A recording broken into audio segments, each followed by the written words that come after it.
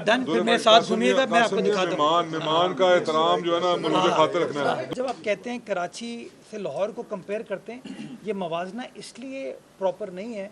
मेरा भाई कह रहा था 3 करोड़ की आबादी है, लेकिन पॉपुलेशन का नंबर 3 करोड़ का मुझे दिया नहीं जाता। कौन सा कराची का ऐसा मसला है जो आप समझते हैं कि आपकी जब तक आप मेयर हैं उसको हल होना चाहिए? देखिए, बहुत सारी चीज़ें, अंडरग्राउंड वाटर टैंक पे इन लोगों ने भी काम किया, हमने भी काम किया है।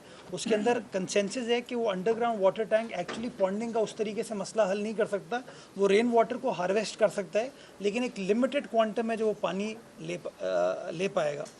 इम्पॉर्टेंट चीज़ ये है कि इन्होंने टेक्नोलॉजी का इस्तेमाल करते हुए अगर सर्विस डिलीवरी को बेहतर बनाने की कोशिश की है तो उसका फ़ायदा है। अब जब आप कहते हैं कराची से लाहौर को कंपेयर करते हैं, ये मवाजना इसलिए प्रॉपर नहीं है।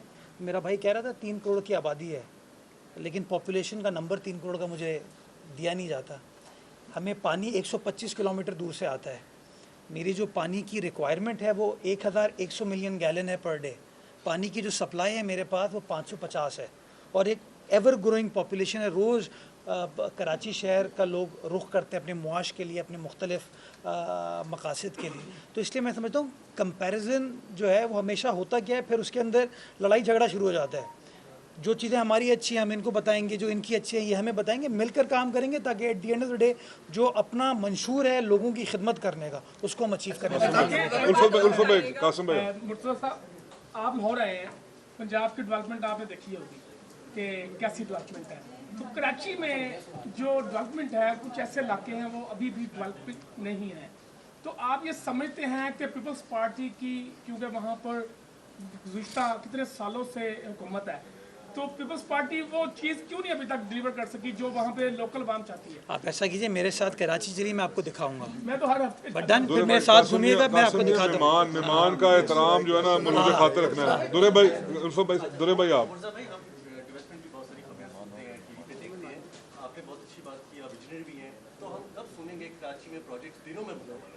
अभी हमने कंपैरिजन करेंगे कि पंजाब और इस्लामाबाद अब कराची का मुकाबला होगा। मेरे ख्याल में अगेन ये मवाजने वाली जो चीज़ है ना, ये this leads to an unfortunate situation. हम सबको मिलकर काम करने की ज़रूरत है। हम आपको बता सकते हैं कि अभी जिन ब्रिजेस के ऊपर हम इस वक्त काम कर रहे हैं, उन ब्रिजेस की जो टाइमलाइन है 90 दिन के अंदर हम भी अब ब्रिजेस को कंप्लीट कर रहे हैं। शारे भुट्टो का काम हमने स्टार्ट किया, जो कि रिंग रोड है कराची शहर के लिए। वो इंशाल्लाह 10 तारीख को, 10 मई को गालिबन हम पब्लिक के लिए खोलने जा रहे हैं। तकरीबन कोई 60 अरब रुपए का प्रोजेक्ट है, जो कि शहर का ट्रैफिक जो कि सारा अप कंट्री जाता है, लाहौर आता है, सियालकोट आता है, पेशावर आता है, मुल्तान, सक्कर, हैदराबाद, अब वो शहर के बीच में से नहीं जाएगा, वो उस रिंग रोड के ज़रिए, शारा भुट्टो के ज़रिए M9 पर चढ़ जाएगा। तो इस तरह के बहुत सारे काम किए जा रहे हैं। सिर्फ मीडिया के दोस्तों से मैं गुजारिश ये करूँगा, थोड़ा हमारा वर्जन देख के भी चलाएंगे चीज़ों को ना, तो अच्छा रहेगा। आपने लाहौर में विजिट किया, कहीं आपको लाहौर के अंदर कहीं गड़ा नजर आया, कोई खड्डा ऐसा नजर आया? क्यों मेरी लड़ाई करा रहे हैं? छोड़े इसको। आज नहीं कहेंगे कि नजर भी आया तो आज नहीं कहेंगे। कराची को 2 बड़े इश्यूज का सामना है जो शायद हम जिन लोगों ने कराची को विजिट नहीं किया उनको शायद इसका पता नहीं है। एक ओवर पॉपुलेशन है और दूसरा ड्राई जो उसका नेचुरल एनवायरनमेंट है, वो एक दो इशू है। कराची को कितना बजट चाहिए, कितना पैसा चाहिए कि कराची जो पूरे पाकिस्तान को पालता है, ये लोगों को शायद कभी पता है, या जिनको पता है वो इसको मानते नहीं है। कितना कराची को पैसा चाहिए कि कराची अपने पाँव पर खड़ा हो सके? चाहिए तो बहुत, मतलब आपने ख़ुद कहा ना कि जो शहर पाकिस्तान, ये तो नहीं कहूँगा पाकिस्तान को पालता है, बट पाकिस्तान का कमर्शियल दारुल खिलाफा है, इंडस्ट्रियल दारुल खिलाफा है। तो एज़ कमर्शियल कैपिटल मैं ये समझता हूँ कि सबको मिलकर काम करने की ज़रूरत है, ताकि ज़्यादा बेहतर तरीके से वहाँ पर तमाम चीज़ों को किया जा सके। कभी कभार ये जो सियासी कशमकश है ना, उसमें कराची लाहौर की लड़ाई दिखा के, लाहौर को ऊपर दिखा के कराची को नीचा दिखा के, या कराची को ऊपर दिखा के लाहौर को नीचा दिखा के हम पाकिस्तान की खिदमत नहीं करते। हमें अपने मुल्क की मुस्बत इमेज को शोकेस करने की ज़रूरत है कि डिस्पाइट ऑल चैलेंजेस हम लोग काम कर रहे हैं, चीज़ों को बेहतरी की तरफ लेके जा रहे हैं। हाँ, आइडियल निज़ाम पूरे पाकिस्तान में अभी नहीं हुआ, लेकिन जो मौजूदा क़यादत है उसकी सोच ये है कि चीज़ों को बेहतरी की तरफ लेके जाना है, ताकि उसका फ़ायदा जो है एक कॉमन मैन को इंशाअल्लाह हो। बारिश ने आपका इस्तकबाल किया, तो आप जिस पर्पस के लिए यहाँ पे आए थे वो वाटर एंड सैनिटेशन था, तो क्या आप उसके बाद बाहर निकले, आपने देखा कि क्या सिस्टम है इसकी ड्रेनेज का और कितनी देर में ये जो पानी है उसका निकास होता है और कराची के लिए किस तरह हेल्पफुल हो सकता है, एक ये सवाल है। दूसरा मेरी ऑब्जर्वेशन है, वो फैक्ट नहीं है। जब आपको ब्रीफिंग दी जा रही थी तो जब वासा के लोग आपको बताते थे कि यहाँ पे हमने टैरिफ इंक्रीज किया, ये जो वाटर मीटर के पैसे हैं ये हम कंज्यूमर से लेंगे, तो आपके फेशियल एक्सप्रेशन थोड़े से चेंज होते थे कि मैं उनके ऊपर अब टैरिफ लगाऊंगा। क्या इनकी बातों को लेकर आप कराची में कोई टैरिफ बढ़ाने के हवाले से सोचेंगे ताकि आपका जो कॉरपोरेशन है वो सस्टेनेबल की तरफ जाए? देखिए, पहली चीज़ आपने कही कि बारिश थी खुशगवार, क्योंकि 10 मिनट की हल्की बारिश हुई थी ना, तो ये तो हर जगह खुशगवार ही होती है,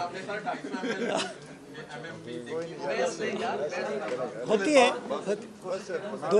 हाँ, जो दूसरी आपने बात की ना टैरिफ वाली, देखिए मेरा ये मानना है कि कोई इदारा भी अपने रेवेन्यू के बगैर सरवाइव नहीं कर सकता।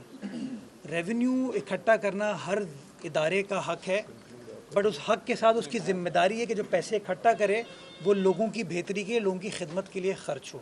तो इम्पॉर्टेंट चीज़ यही है, इन्होंने अपने टैरिफ को 2022-23 में बढ़ाया। उसका फ़र्क यह आया कि इनकी इनकम में इजाफा हुआ। जब इनकम में इजाफा हुआ तो अब ये बताते हैं कि इनका ऑपरेशनल एक्सपेंडिचर ये ख़ुद उठा रहे हैं।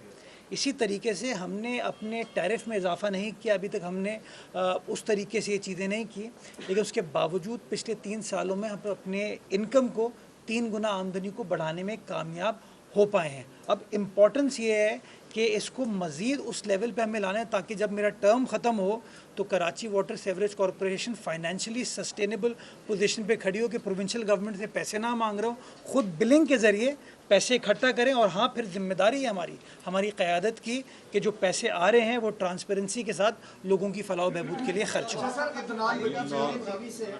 मेरा आपसे सवाल ये है कि सबसे पहले जो स्टेट होता है उसको वो आवाम को सिक्योर रखती है। सिक्योरिटी जो है वो आप समझते हैं कि काफ़ी ज़्यादा आवाम मसाइल हैं कराची के अंदर, बात आते हैं जराइम काफ़ी ज़्यादा है एज नस्बत दूसरे शहरों में।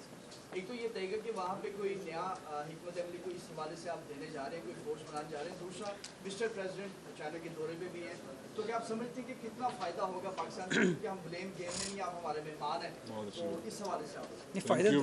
फ़ायदा तो बिल्कुल होगा। जब सदर मुमलिकत वो सीपैक के खालिक करने वालों में से हैं, उनके ज़माने में इस चीज़ को स्टार्ट हुआ, जिसको बाद में फिर मियाँ साहब की गवर्नमेंट भी आगे लेकर गई, तो वहाँ पर गए हैं और बहुत सारे पाकिस्तान को मुस्तफ़ीद होने के लिए जो कमर्शियल एग्रीमेंट्स हैं, मुआहदे हैं, वो सिंध हुकूमत के साथ हुए हैं। हमारे जो सीनियर वज़ीर हैं वहाँ पर मौजूद हैं उनके साथ, तो उसका फ़ायदा मैं समझता हूँ लॉन्ग टर्म बेसिस के ऊपर पाकिस्तान में आएगा।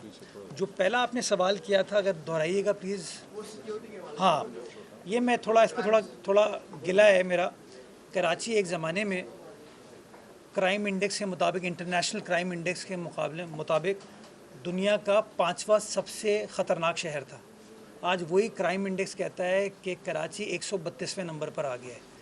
टारगेट किलिंग हो, भत्ताखोरी हो, किडनैपिंग फॉर रैंसम हो, टेररिज्म हो, वो वाक़यात आपको अल्हम्दुलिल्लाह कराची शहर में इस वक्त होते हुए नज़र नहीं आते। और ये कामयाबी है हुकूमत की, ये कामयाबी है आपके कानून नाफिज करने वाले इदारों की कि हम इन चीज़ों को अचीव करने में कामयाब हो।